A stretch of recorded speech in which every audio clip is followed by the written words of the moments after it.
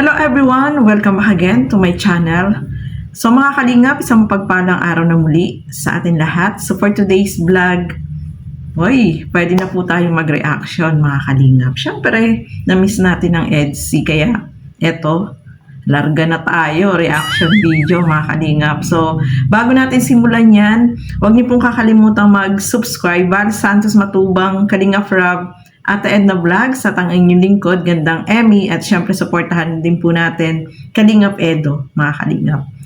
So pag-uusapan natin, ano ba itong mga nangyari, no?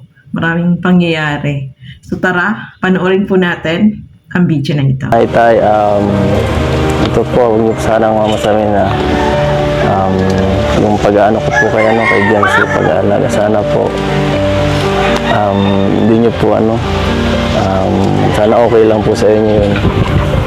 Saka kung pwede lang po ay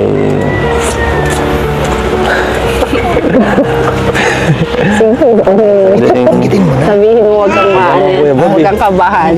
Mas maganda yung nagpapaalam ng maayos. Banggitin mo na, total wala naman si Dr. Love dito. Dahil kayo nandito. Napapanood ko ng Dr. Love sa buhay. Sabihin mo na, para naman pagkakataon na din. Bibira ang ganito Masama na. naman sabi kung anong nasa loob. Tsaka maganda ang mood nila ngayong dalawa. ito po kung ano lang po sana, kung permit lang po sana kung pwede Sige na. Kaya mo yan. Sige na. ligawan ko po yung anak niyo. Asan na eh? Kayo naman ang po.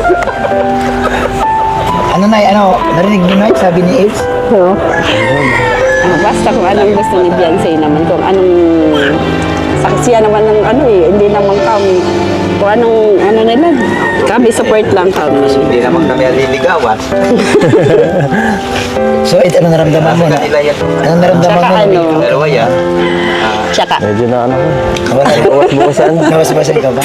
nababas mo? Palakpak naman kayo dyan. Payag sila Kasi Tsaka, payo malaking achievements kay Ido yan. na lang namin, yung pag may problema, yung magsabi kayo ng Personal. Sila lang dalawa nakakaalam. Mahirap yung nanguhula kaming dalawa. Kami. Kahit walang vlog, nagsasama. Lagi na lang Napapansin namin. Lagi na magkasama yung dalawa. Pero walang sinasabi. Wala naman sinasabi. Ano ba ang nilang Status dalawa? nila. Oo. So ayan mga kasukay, mga Kalingap, no? Grabe! Ayan nga, nagpaalam na si Kalingap Edo na liligawan niya si Beyonce. So, natutuwa ako kasi yung magulang ni Beyonce, sabi nga nila is nanguhula sila kung ano ba talaga silang dalawa, mga Kalingap. Kasi kahit wala daw vlog, ay lagi silang magkasama.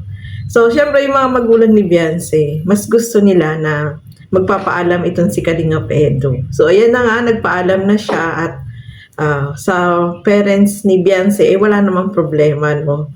Ano naman sila, masaya nga sila kasi nagpapaalam at alam nila na ito ay seryoso, no, mga Kalingap.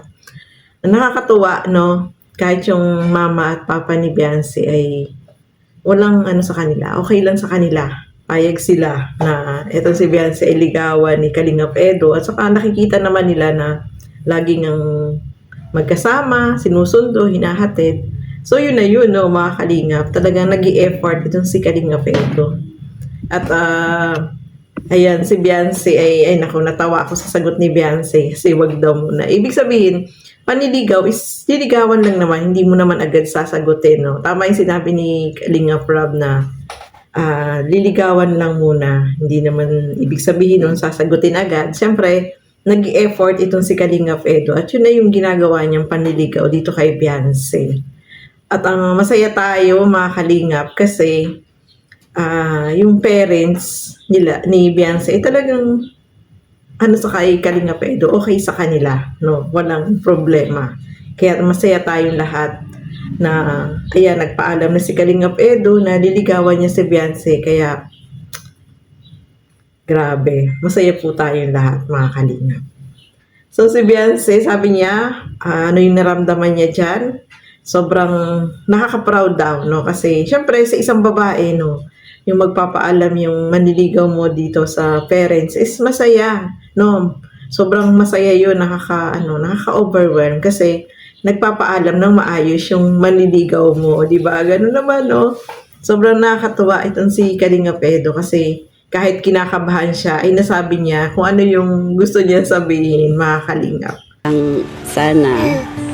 Sana kasi si Beyonce baga, hindi pa naman niya parang syempre first na ganyan. Mahirap yung masasaktan, gano'n. So na ang ibig mong sabihin, ingatan ni Ido. Sana ingatan nyo Yun, yung Eds. Ano masabi mo, Eds? Ha? Ano masabi mo? Ayan. Ang sabi ko? Siyempre, hindi naman sasaktan. Saka, friends pa lang daw eh. Wala pa eh. Hindi naman. Ayan. Ikaw, Tay, anong message mo kay Ido? Dahil narinig mo yung pahiwatig ni Ido sa'yo. Sa akin, walang problema yun kasi dumaan din ako dyan sa ganyan. Ayun, galing. So, Basta, ang importante, nagpaalam. ayun. Kung talagang, may tsatsagaan niya, ay makukuha yung gusto. Ay, grabe. Grabe. Wow, napakaganda ng advice po ng magulang ni Beyonce. Dahil sabi nga dyan ni nanay, wag lang lolokohin at wag sasaktan itong si Beyonce. Natural na po yun sa parents na ganun yung sasabihin kasi first time ni Beyonce. At yun nga, si Beyonce daw yung nagtatanong pa kung yung mga ginagawa ni Kalingap Edo. Siyempre nanliligaw na rin si Kalingap Edo, yung more on action siya, no, mga Kalingap. Yung paghatid-hatid, tama naman yun. Paghatid-hatid sa kanya, pagsundo, ay effort na po yun para kay Beyonce, no, yung ginagawa ni Kalingap Edo. At yung parents, yung tatay ni Beyonce, sabi nga niya is maganda at nagpaalam itong si Kalingap Edo, no. At saka sabi niya yung pag-aantay ni Kalingap Edo talagang siyempre aantayin niya po yan kasi nag-aaral pa, mga Kalingap. Yung pagtsatsaga niya, yun na yun, no? Talagang kung may tsaga, may nilaga. Yun yung ibig sabihin ni tatay dyan, mga Kalingap. Nakikita naman natin yung kung ano silang dalawa, di ba? So, yung pagtsatsaga lang talaga ni Kalingap Edo, yung ang kailangan niyang gawin, no, mga Kalingap. Antayin itong si Beyonce. So, masaya po tayo dito, mga Kalingap, dahil yung parents ay gusto itong si Kalingap Edo, payag, at alam naman natin si Beyonce, isa nasa kanilang dalawa na po yan, mga Kalingap. So, ayan, nakakatuwa, yung both parents ni Beyonce, yung mama at papa ni Beyonce ay talagang okay sa kanila, itong si Kalingap Edo. So, ayan, maraming salamat po sa inyong panonood, mga Kalingap, at lagi po natin suportahan lahat ng mga Kalingap partners and Kalingap reactors. So, hanggang dito na lamang po muna. Keep safe, everyone. Thank you for watching. Mabuhay po tayong lahat.